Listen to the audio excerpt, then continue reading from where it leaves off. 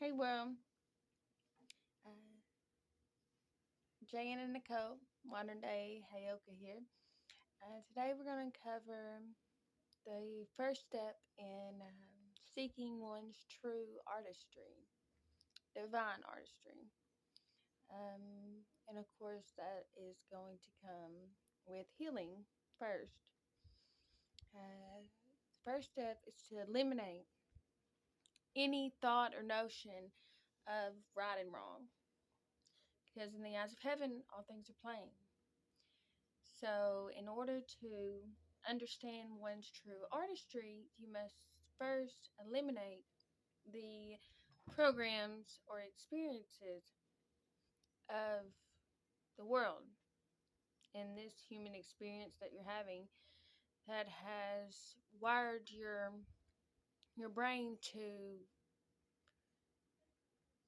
the way it reacts and behaves according to new experiences. So, say that you have someone cut you off in traffic and it makes you extremely angry to where either you have road rage or you start screaming and cussing, um, or you get in front of a class and you stumble over your words, or you turn bright red and get embarrassed and have stage fright, or just for a couple of examples. You're going to go within and seek out the first experience that you had that taught you that this was the proper response or the natural response to have to this experience. Let's say the road rage. Say back when you were a kid, your parents, say your mother in particular, every time that something would happen in traffic, they would just get enraged. So that experience right there is what has taught you that is the proper response to have to someone driving badly or cutting you off in traffic. Um, Now the natural response is most would believe would be to be angry and to react in a way that's reflective of what this other person had just done. When in truth, the true reaction would be one of love, would be send out some good energy or a quick prayer, whichever one you prefer to claim it as, to this person that just cut you off, hoping that whatever has made them behave in such a way, may they see through it and look at it through loving eyes. Say, we'll go to the stage fright, standing in front of a crowd and being nervous. Now, normally that's because one's ego has been affected and you've been taught that you are less than, or you should be, feel inferior when you stand before a large crowd. Your ego, some people believe that it is simply what makes you believe that you are just the greatest. But in truth, your ego can also make you believe that you could never be the greatest, that there's nothing great about you at all. It took me a long time to realize that, because my ego was just that. Um, I had been made to believe that I couldn't do anything right. I was so smart, I was stupid. I could be loved, but I couldn't be liked, so I couldn't be treated as though I was loved in any way. Um, it's taken 33 years to eliminate the thought of that ego controlling me, because I didn't even realize that it was my ego. And in order to find one's divine artistry, you must heal and rewire your mind from all the experiences that you've had in this human experience. The traumas is what most know it to be.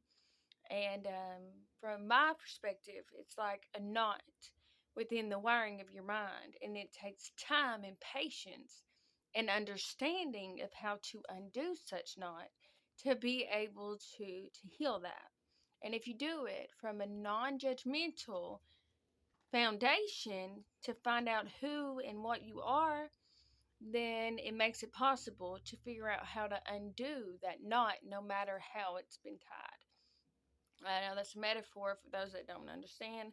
I'm not trying to be little or be funny in any way. It's just simply that different experiences have created different minds.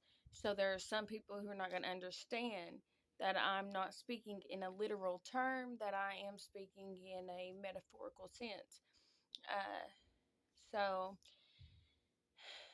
like me, for example, one of the things that I had to go and rewire was believing that I wasn't worthy of being heard in a crowd. So I had to go back to when the first incident occurred that made me believe that my voice wasn't worthy of being heard. And that went back to my childhood, being with my family, which is a large family. I grew up in a household of seven. I was 6, 7, or 4 or 5, however you want to look at it. Um, so I was always the one that nobody wanted to hear what they had to say. I was always, shut up, Jana. Um, you know, or you're so smart, you're stupid, when they didn't understand what it was that I had to say. So it got to the point to where even if I just said, hey, I was being told to be quiet or to shut up, which be quiet was rarely used. It was most of the time shut up or quit being stupid. So that would be why I had such negative or adverse feelings towards my voice being heard or even speaking up at some point. Or at one point, I didn't even want to speak up because I had such negative emotions entangled with me speaking up. So that's just one example for you guys. It is a long process, it's not an overnight thing. Every single time that you have a reaction that isn't a loving reaction, stop. Make note of it if you're busy and you've got too much going on to really focus at that time. And then later when you have the opportunity, revisit and go to this time that this reaction was wired to be what was the natural reaction.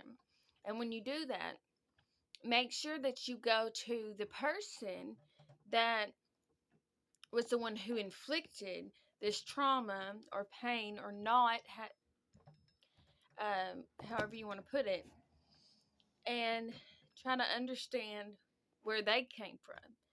Now, it may just be, it's most of the time, it is trauma that was inflicted upon them, that they experienced, that made them behave in such a way that caused you trauma, ultimately.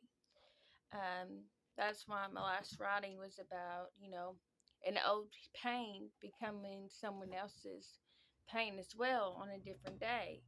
Because we're creatures of habit.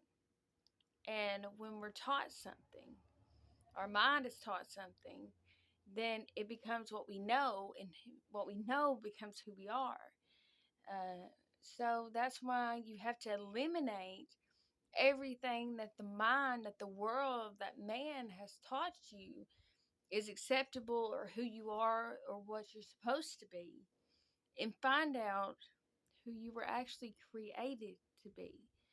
Because everyone says that we're not perfect, but we all know that our Creator doesn't make mistakes and that we were indeed made with perfect intent. So if we can eliminate who man or the world has made us to be and find out who we were divinely created to be, paradise could be the only thing achieved. Y'all remember, agape is the way every day, no matter what they say. Now, y'all have a great day.